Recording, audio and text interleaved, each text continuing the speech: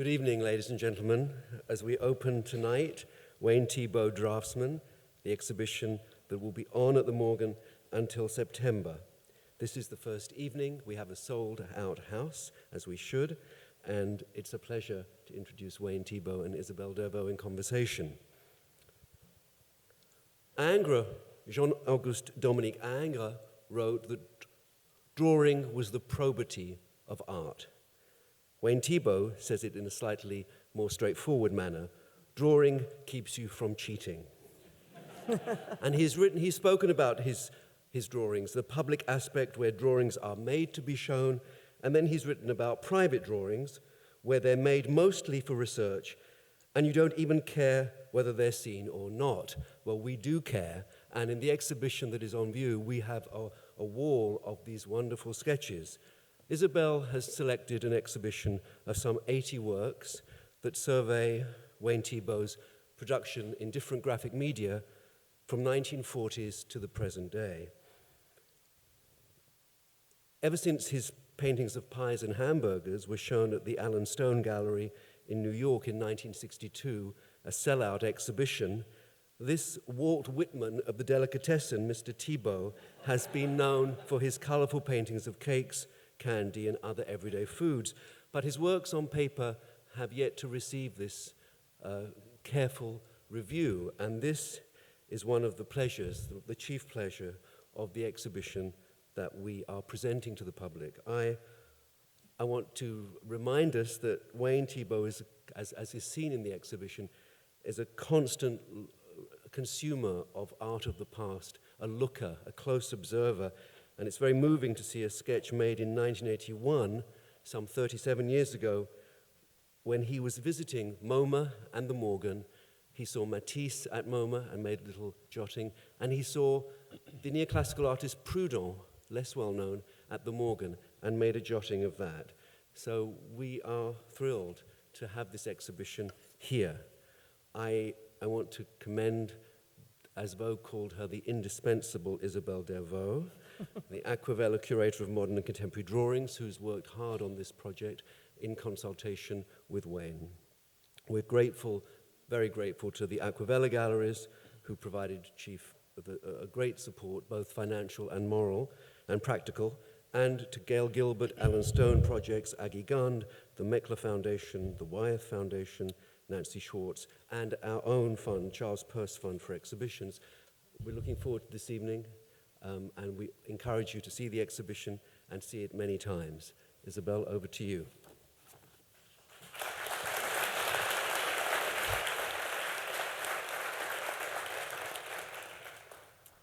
Good evening. Thank you, Colin, for this introduction. Thank you, Wayne, for agreeing to do this conversation. So I brought a few images of works that are in the exhibition so that we can, so to speak, walk through the exhibition with you.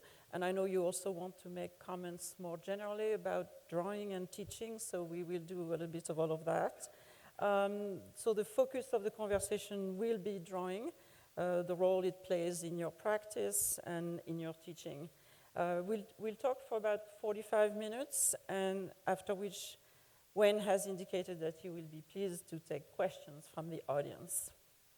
So we're going to start with your background, because before being a painter, you were actually a draftsman, and you drew for many years. Different types of drawings, starting in the 40s.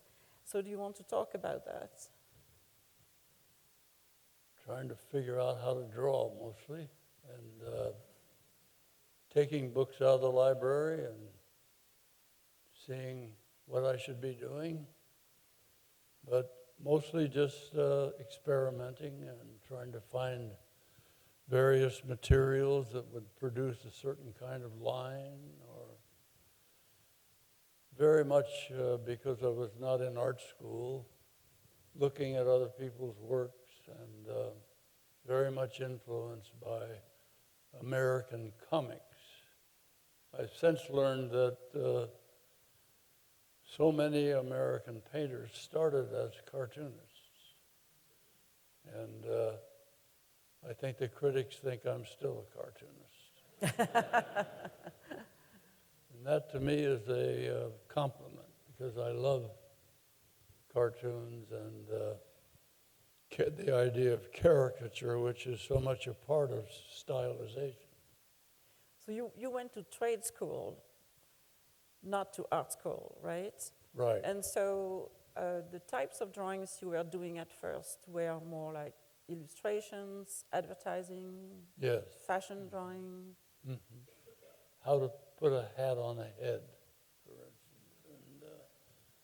And if you're going to paint a shoe or draw a shoe, you draw first the sole and then build up from that. So that the construction of drawings, how drawings are constructive caricatures, has always fascinated me. And I still have my students do that as well.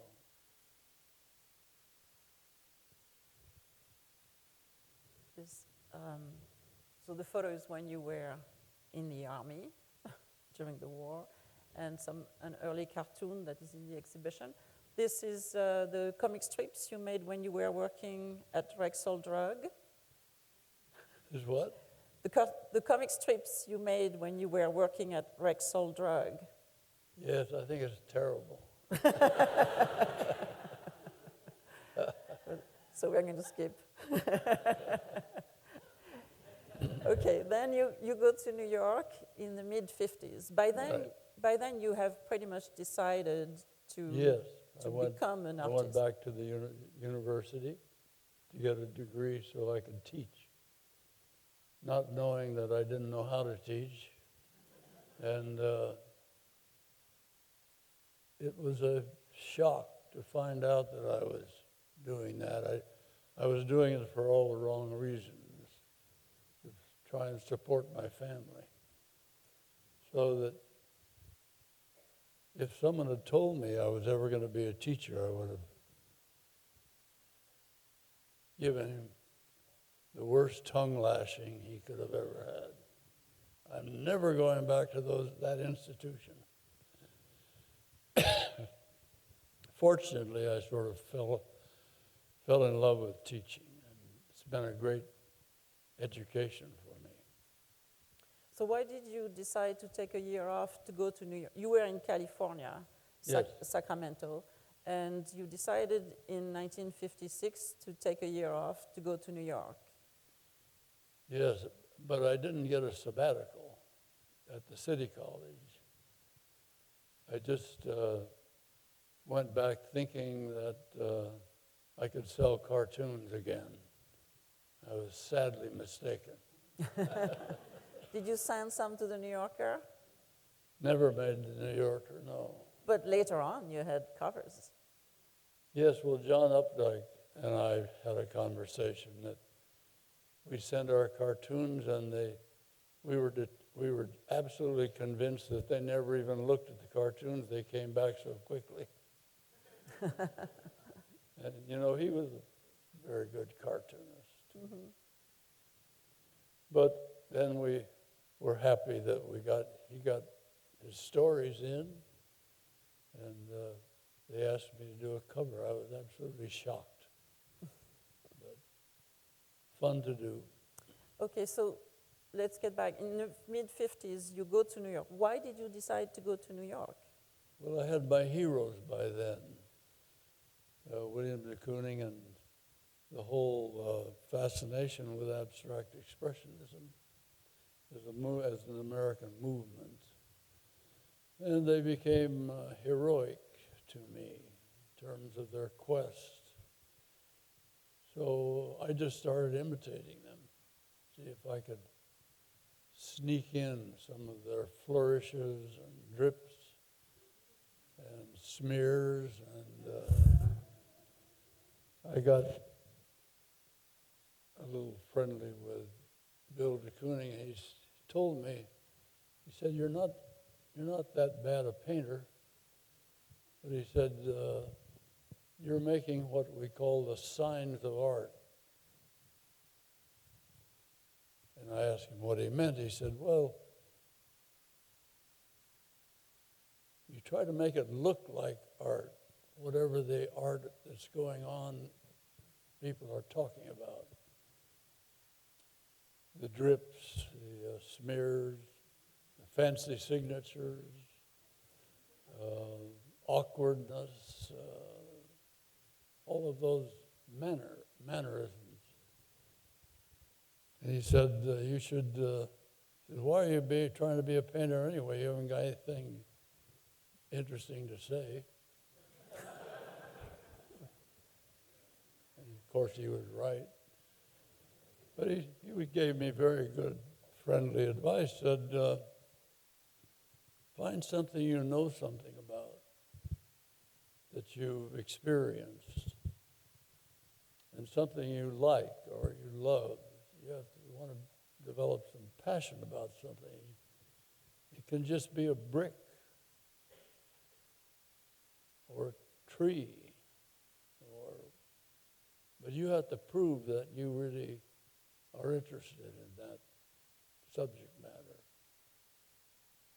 Otherwise, forget it, he said. So I said, well, I'm not going to forget it, but I'm going to try and, when I go back to my teaching, where I was teaching in the junior college, and I went back and went to my studio and put up a very blank canvas and said, I'm going to start with the formal values of what composition is and try to see if I can get started again. So Cezanne remarks about basic units of painting: the cube, the cone, the sphere. So I made some ovals and had seen when I worked in restaurants the way in which they displayed food. And I'd also been, at one point, a window dresser where you make arrangements. You try, so they're almost like stage sets. So said, I made some triangles on the ovals and thought, I've seen rows of pies like that. So I started painting like pumpkin pie. And I remember finding out what color is pumpkin pie. So I mixed a big gob of what I thought was a color of pumpkin pie, and put it on the triangle, and I was horrified. God, that looks like terrible stuff. And I had left, because I start with painting, drawing with the brush, so that I'd made a light yellow drawing and then a blue drawing so I could tell about the two different positions. And when I put this pumpkin mess on this color, the edges showed up. And I thought, well, that makes it look a little bit better. I'll leave that in. And then, so I made this painting that felt like someone else had done it. And looked at it and said, boy, if I paint that stuff, that'll be the end of me as a serious artist. Nobody will ever look at something like this.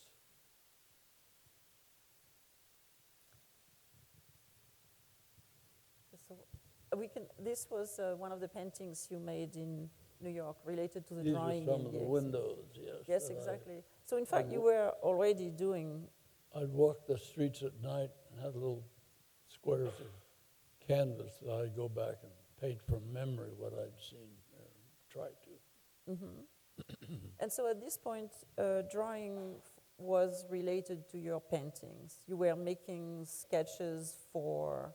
The drawing, like the one in the exhibition, would have been a study for a painting. For proposal of thinking about making a painting anyway, yeah. That's an interesting construct, the way drawing works into painting, I think. Of quite mysterious. Someone like Van Gogh, for instance, never leaves drawing. He's more of a draftsman than a painter. His paintings are really drawn. When he makes those furrows, you feel he's really plowing the field, or the bark of a tree. It's a very wonderful one-to-one relationship with materiality and representation. And I find his drawings and painting such a great mixture of those two, almost like bas-relief carving. So, Am I talking too much? no, you're not. No, You know, they are here for that. I haven't been teaching for a while. So here is an unusual work that is in the exhibition, the Delicatessen Counter from 1961, where, so it's a work on paper, but you used a lot of material on it. You were experimenting, maybe doing on paper a little bit like you were working on canvas with thick material. Yes, it's a kind of research of materials, and this is very mixed. It's some putty on the bars that I just sort of worked. I don't know if I worked with a putty knife or not, but it's mostly that color, and then washes of watercolor and transparent ink, and then penciled in with, I think, a charcoal pencil, trying to find out this, how this counter that I had been looking at could look interesting representationally. But this is not the direction you continued with the works on paper, because they tend to be much thinner. You kept the experiment with the thick material for the oil on canvas, and you went into ink drawings such as this one, the Shelf of Pie. And so I was looking for a painting of the same subject to see how you work differently. Yes, this is more transparent washes. Yes, and you seem to be even more interested in the contrasts of light. Yes, the idea of graphic, like graphic design almost, which I had worked on in commercial art. And also, when you were working at Universal Studios at some point, you were working with lights. Working with what? With lights, lighting. Well, I observed how they lit sets, that's true. But in high school, I had worked with a spotlight on a stage crew. We studied set design. So light and properties of light is very fundamental to how you develop your vision. So you can make your own light by studying light and by drawing logic, where you establish a light source and highlight, shadow core, which represents the armature, and then cast shadow, which describes the spatial position, and then reflected light. You can do that without even having the light that you're looking at. And you have all these variables. You can do the object, and that stays firm, but lighting gives you all these different options. So you have objects and shadow as a complementary interaction. Yes, I am talking too much. No, you're not. So one of the things we have tried to do in the exhibition is having the same subject treated in different techniques. For instance, with these apples, Yeah. there's one in pencil, watercolor, ink. So how do you, and they look very different. The style is different, not just the technique. Yeah. So how do you decide which technique to use for a particular subject or? Well, it's variable, but it's also a kind of research that painters use called serialization. Like Monet will paint 8 haystacks, or Mondrian will make all these variations within a particular convention. So that's what this is, really interesting to take, let's say, a little, we'll take this, and you make a black and white drawing of it, or you make an etching of it. Then you test that to see, now, how will this look in full color? And you work that through in order to flesh out all these possible variations. And this is what you do is kind of trying to search for the most interesting composition that you can make, like color and design, evidences. And this also came out of, I think, a lot of my commercial experience, where you work maybe a month, for instance, at Universal's or at Rexall Drugs, where I work, and you have, let's say, 5 or 6 art directors, all with the problem of redesigning the Rexall logo. And they all come up with solutions or possible solutions, put them up on a blackboard, and then everybody argues about which one has the best graphic power or the strongest image for the corporation. This is pretty boring stuff. So where you trying? So graphic power. I mean, it isn't boring when you're working on it, but talk about it some. Graphic power is what you were after in those works? The graphic power is what you were after. Yes. Okay, now. Well, you see, we want something special when we look at things.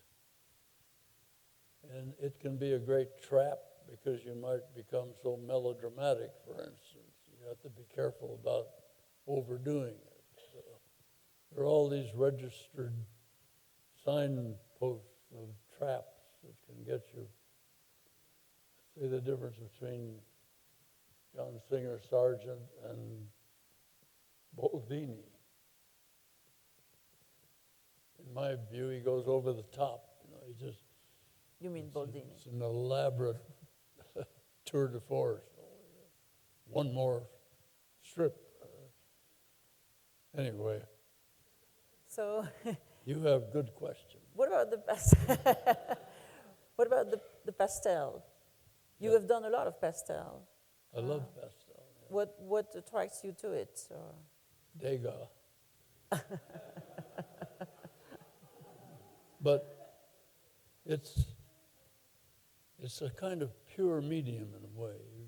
You're working with different kinds of dirt almost.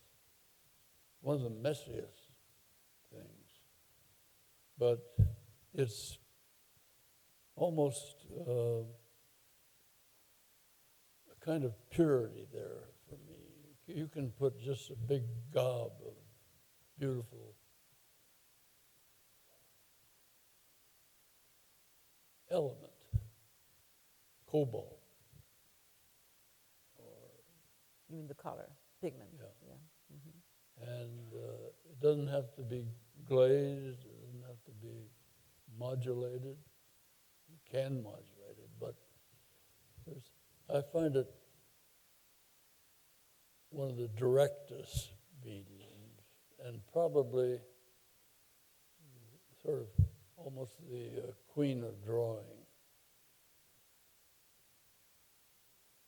Do you use fixative?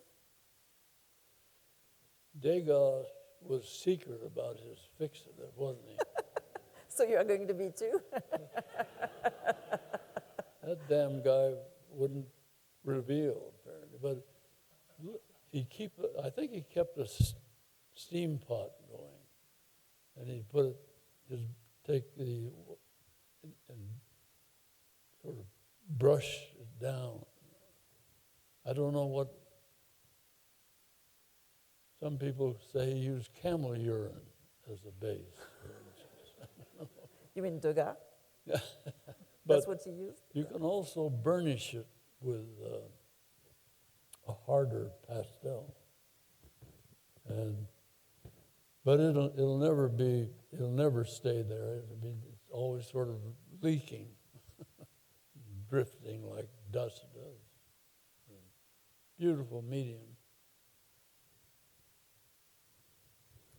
So what's with three works, three objects,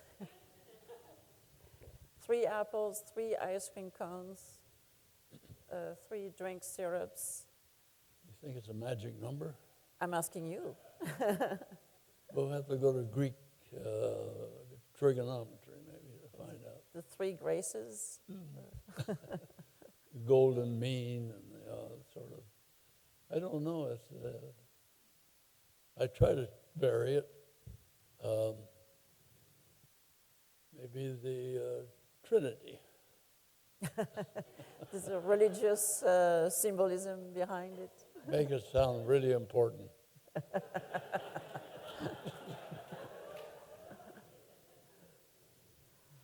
Because even with the apples, you have always multiples of 3. It's either 3 or 6 or 9 apples. Is that right? Yeah. You counted. I honestly don't realize it, I guess. All right, so let's move on to the teaching. I know you like to talk about the teaching and how, maybe you can sort of summarize your philosophy of teaching drawing. Well, this is a typical assignment in the class. And it's take your format, the edges, and you're obliged to take 4 objects, put them so that each object touches one of the edges, and get it in proportion to what your objects are. It's a desperately difficult thing to do. But the students learn a great deal, and it also gets rid of that fixation on central image. It's so hard if students will get quite a nice drawing on a canvas or paper. Then, like, the background is forgotten. But backgrounds are just as hard as the central image. So this is a way of introducing them somewhat. These are just things I learned myself, trying to learn how to draw and how to compose. But the reason I suppose got so interested in teaching that it really was my education. I didn't. For instance, how many? Well, I won't go into that. But if you think about your own drawing, those of you who draw, and incidentally, all of you should draw, in my opinion, because it's such a great thing to do. And you have this machine we have, is arms and shoulders. And you have this wonderful series of options. You can draw like this. That's the way we write. And incidentally, writing is just drawing. So all of you are draftspeople. And then you can do this. And then you can do this. And then you've got this. And you can draw in the air. You don't have to commit yourself. Look at them nice. No, I'm more serious than you think. But look at this great machine you have. Just play with it. I mean, look at this. I mean, it's a marvel, and nobody has to see it. I'm not going to grade it. You're not in my class. And we should get it in as quickly as we can and as resolutely as we can in all of our public educational classes.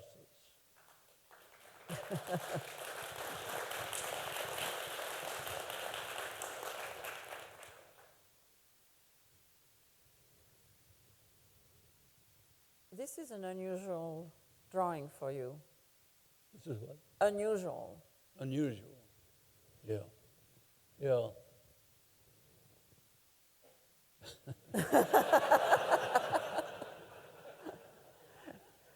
Yeah. Was it done in connection with teaching? I am very uneasy about narrative, but this is kind of feeble attempt at it in a way, and it's obviously after Gauguin, but a chance to do a pastel, a figure pastel, which is very difficult for me. Now you'd asked me to bring some image of Good drawings. of an academy, the academy of a figure. Yes, academic nude. So I found One of this the most one. difficult Yeah. things there is to do. So why did you want to talk about this? Because in my opinion, this is where most things come from. No matter how you're going to draw or paint, the human figure is what we work through and in and out of. And the reason for that is, in my opinion,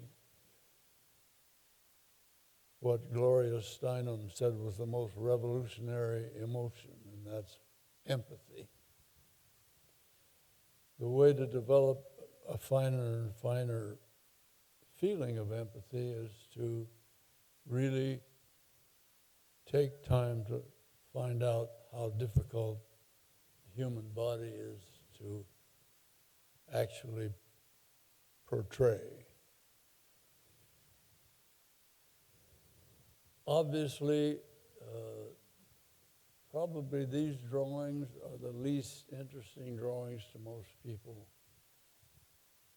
but probably the most important for painters.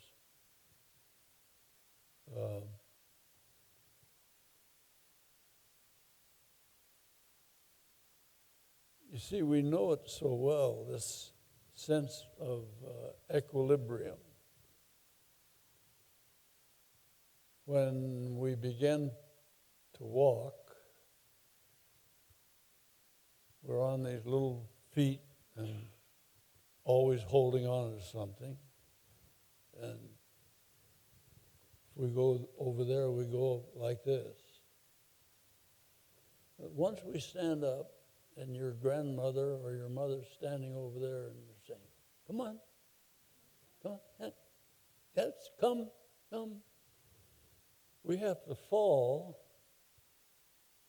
in order to take our first step. So that shows you this plumb line in our body is how we sense equilibrium. And this experience, when you look at paintings, you judge it if you're really looking and taking some time on how the figure is operating in this wonderful illusionary space.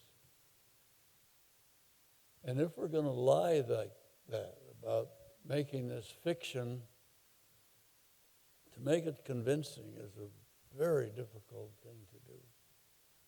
And drawing is what, in my opinion, makes it possible for you to begin to be able maybe to do it.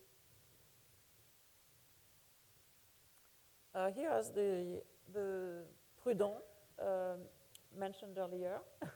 And the one on on your right is the drawing that you saw at the Morgan in an exhibition in 1981.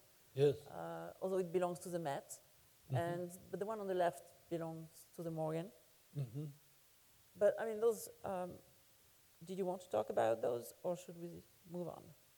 That sort of illustrates how beautiful you can do these drawings.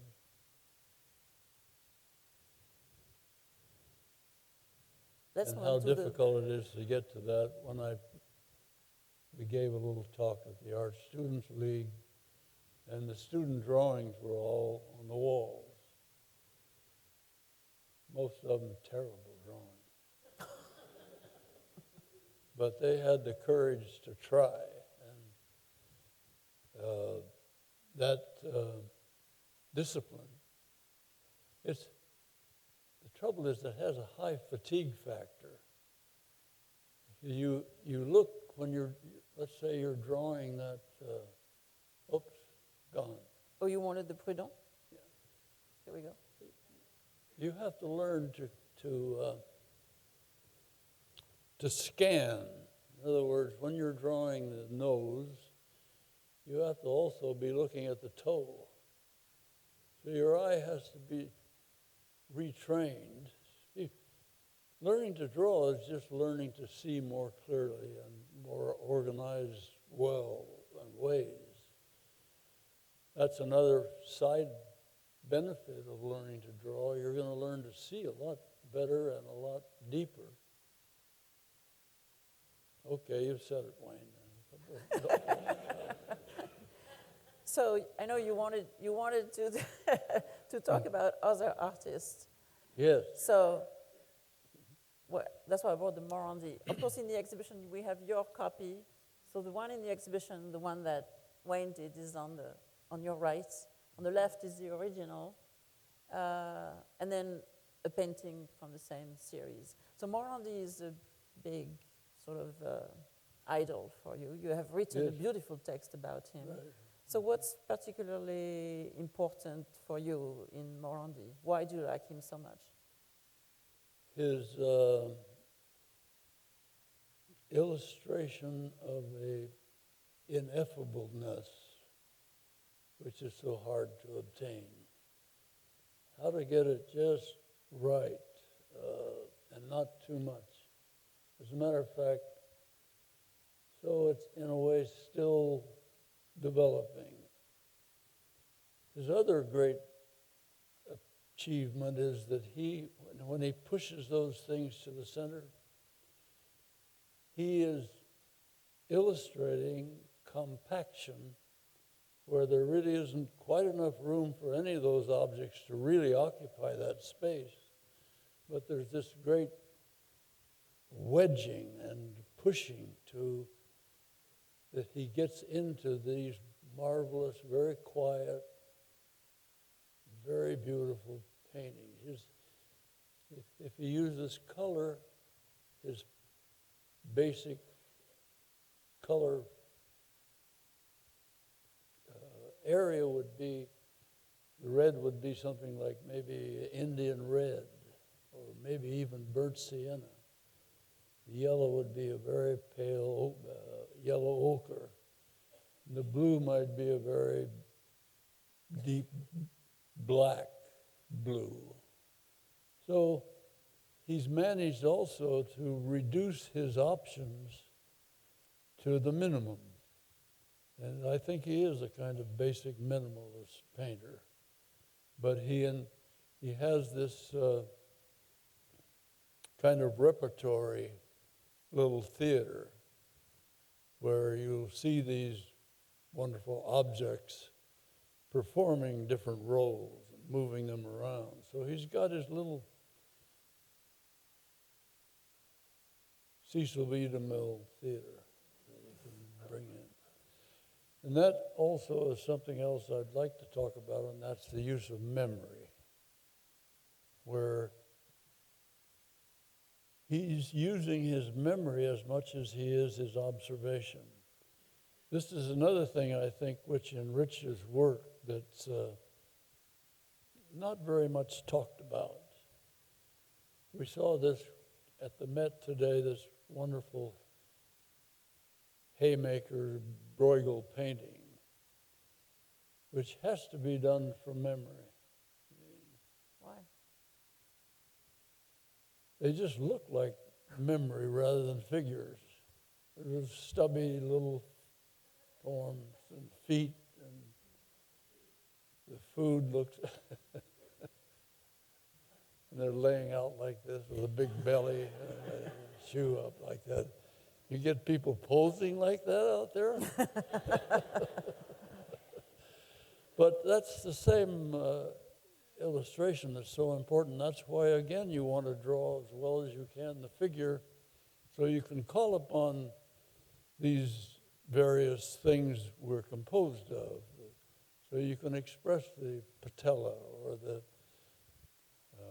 any form of the body that you need for a certain kind of pressure and so on. But anyway, let's talk a little bit about Goya's disasters of war. Those really have to be done 80% from memory, because he knew and understood the figure well enough to be able to do that. And I think we've talked long enough about that. Yeah, copy drawings. It helps with a kind of intimate experience with them. And also gives you much joy to be, you're in a life class and you see this model and you come to the nostril, let's say, and you take your pencil and you're going like this. God, that's Toulouse-Lautrec's nostril right there. And the intimate association keeps you from, I don't know what it keeps you from. So, a few other artists said, I brought images, although we can skip if you want. Yeah? No, we have a few minutes. You want to talk about Ingres drawings? A monster. He's a monster. He was also known as a great teacher. And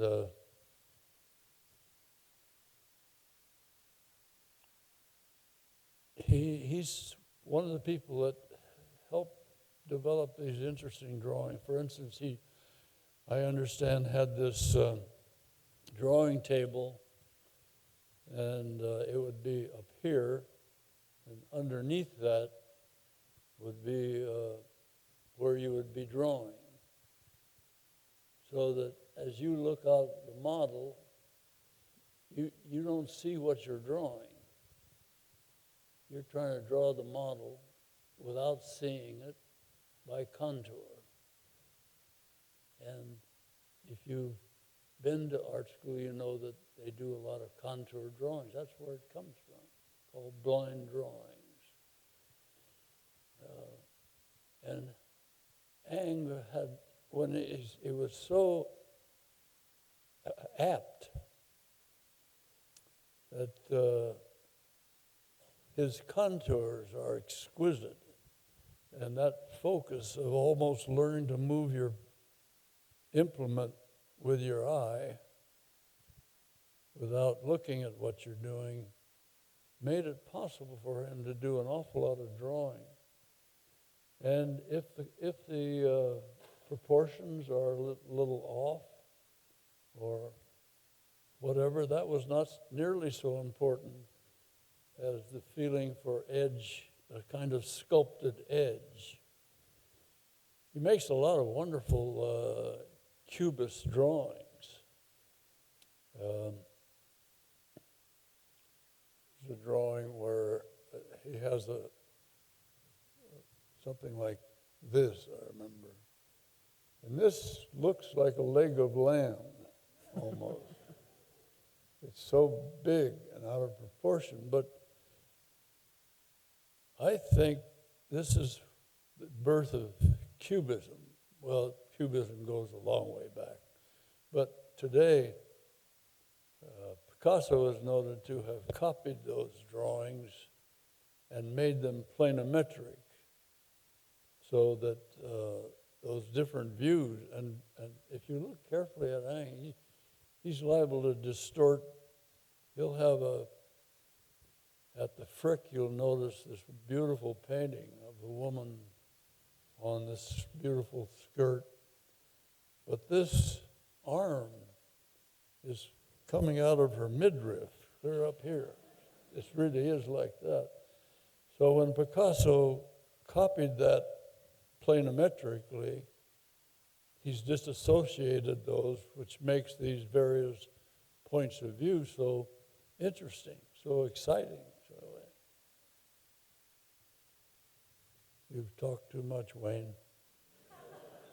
I think we're going to, because we don't have much time, I think we should I wanted you to talk a little bit about the cityscapes, the streets scenes of San Francisco. Okay. Because that's a group of work in which drawing was particularly important. Drawing was, yes. This was drawing on the streets and only painting in the studio. But you made also drawings in the studio. Brian O'Doherty suggested that's what Hopper did. Uh-huh. That he painted on the streets and drew on the streets and then combined these like stage sets. Some of those places don't exist at all. And the same is true with what I was trying to do. This one, however, is explicitly in one part of the city. If you went there, in other words, you'd be able to see where those telephone poles are and the little bank building on the corner. Same kind of street structure and so on. So what attracted you in to this topic of the street scenes? It was quite a break from what you had been doing until then.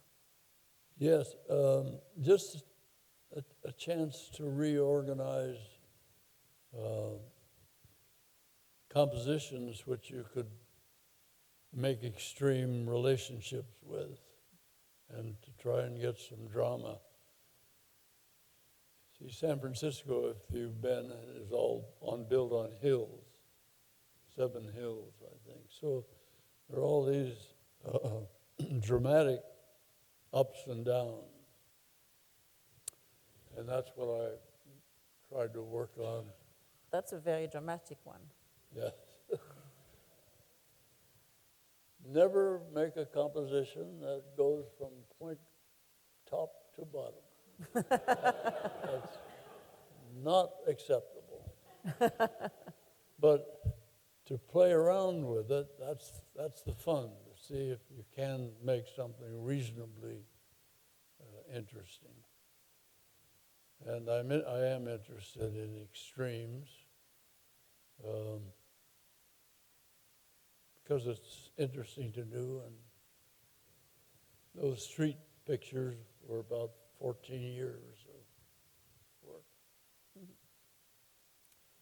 I think this is a good time to stop here and take questions from the audience. Good. Is that okay? Or was there anything else you wanted to say at this point? Nothing.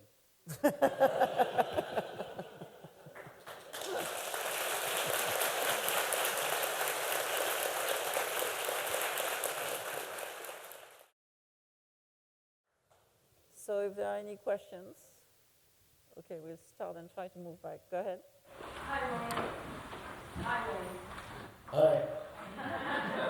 I'm learning how to draw. We're starting with the sphere, the cone, etc., and cross-hatching. And I decided to do an experiment of the most minimal amount of cross-hatching that I could get away with while, for a recognizable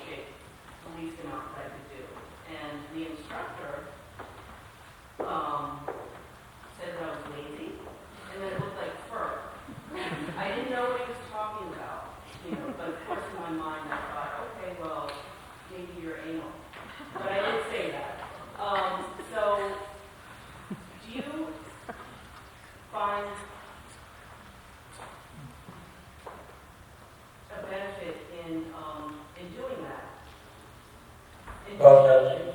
the least amount, the least amount. So I'm, Well, the least amount of cross-hatching? That's just an X. And no, it's a good question she's asked because that establishes a plane. That's why when they're building buildings, they make those X's on the windows so you won't go through it. very useful, absolutely. So we saw examples of, incredible works that look like reality, that look like photorealism. Do you balance between the two of abstraction and this photorealism? I'm very interested in abstraction, yeah. And the beautiful drawings that we saw that look real, that look like photographs, that look like they're detailed. No, I don't. Photography, is a different convention. We think we see that way, but we don't. I think we have to, I'm sorry, but maybe we'll take another question. Over there? Yes. Thank you, Wayne, for all your amazing work all these years. I have a lot of conversations going with your work, but one of the ones that I'm sort of obsessed with lately is these passages where a glint of light is so compelling that the thing takes shape, comes off the surface, right next to an area where you completely reveal exactly what it's made of, that it's just marks, that it's just this underlying abstraction. And my curiosity is, if telling this compelling lie is so important, you seem to leave a lot of places where you remind us that it is a lie. And I'm just curious, is that something that you think a lot about, where, a highly rendered passage next to a very sort of just a simple flat line to indicate the stem of a candy apple or something. And I find that I get more convinced when I'm reminded that it's a lie. Moving between those facets of what you do. Is that something you think about at all? When you sort of blend those two modes? Can you paraphrase? So this is about the juxtaposition in your work of different modes, more detailed, realistic rendering with a very sort of quick way of indicating something which is read as a lie. Is that fair? It's made out of. The rendered areas are sublime and photographic almost, and then you'll do something that's just a very simple flat mark. And I find that the juxtaposition to make the whole experience so much more vivid. And you're so deliberate in what you do, it's a study. I just wonder, is that something you ever consider, or is it just sort of a byproduct of your method? Better look more carefully at the work. You've looked very carefully, I think. Debbie. But thank you for your question.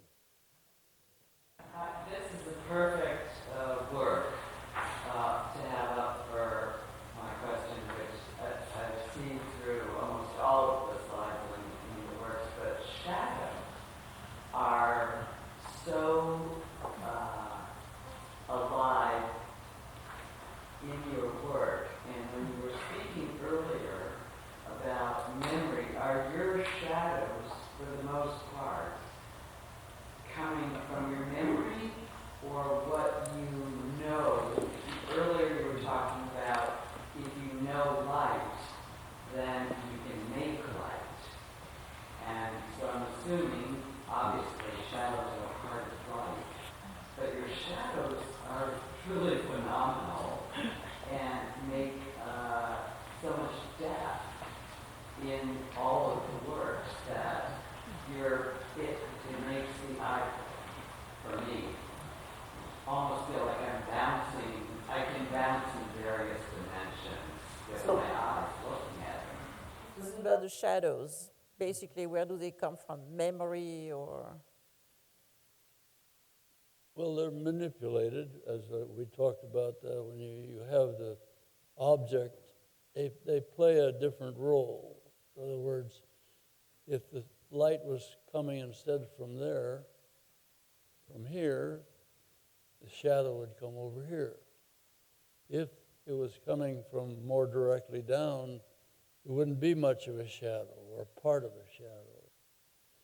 So what's good about that object-shadow relationship is this is the area where you can do almost anything you want if you stabilize this as a convincing object.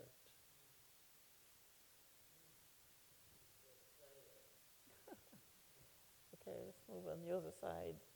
On the third row, yes, you. Yeah. Hi. I love your work, and also in particular some of the colored drawings that you showed us, the watercolor and the pastel. And when I looked really closely, there's so many colors, even in the outline, like there'll be a cup that might look orange, and then as you get closer, you see green and yellow, and then I don't know whether you said it, but I read somewhere the word halation, or prism, and was that something that you got from cartooning, or do you use your colors in a specific way? And is halation a word? No, it's just really a traditional palette of 2 yellows, 2 reds, and 2 blues, where they're each warm and cool, so that it's called a spectral palette. It's the basis of things like Fauvism,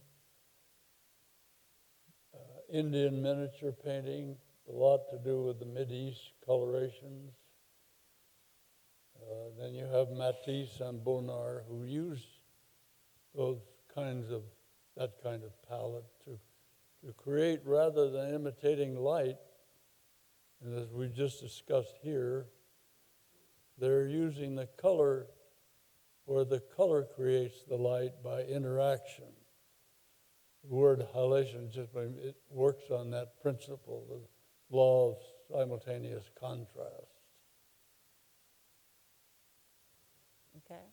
Let's go in the back. Is there, yes, you? A very simple question.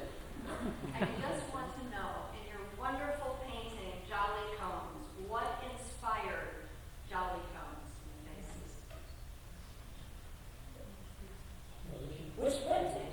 The Jolly Cones, the image of the ice cream cones with the happy faces.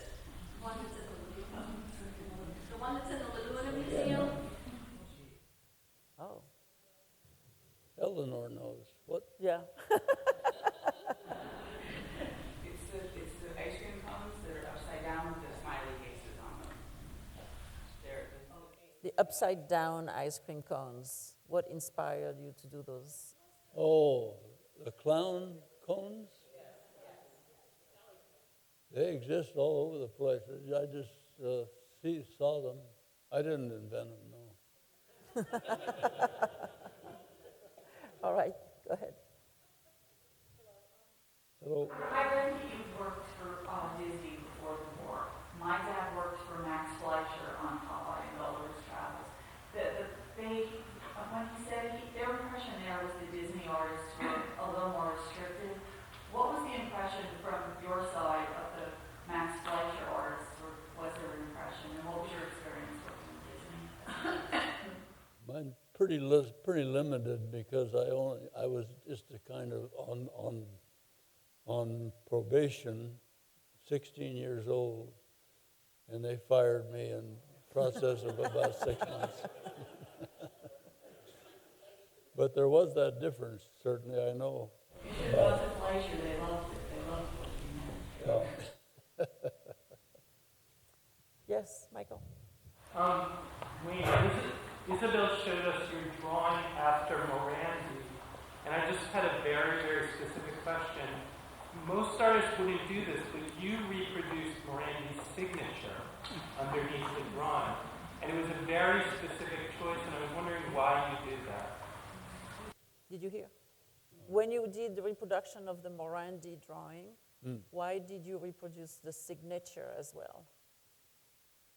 There's also a note at the bottom that I've copied on Morandi. Yeah.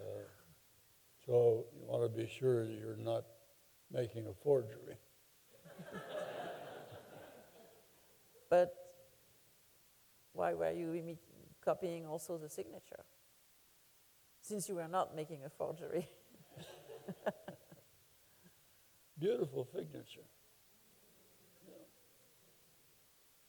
A lot of beautiful artist signatures. Degas has a beautiful signature. Giacometti. Van Gogh, not so good. What's with the little hearts that you have in your signature? It originally was given to my longtime early dealer when he got remarried. And I gave him a painting of a gumball machine, and just to wish him well, I made a heart. And then I saw it as a kind of upside down W, it's closed. And I just felt I'd been so damn lucky. Is that a good one to end on?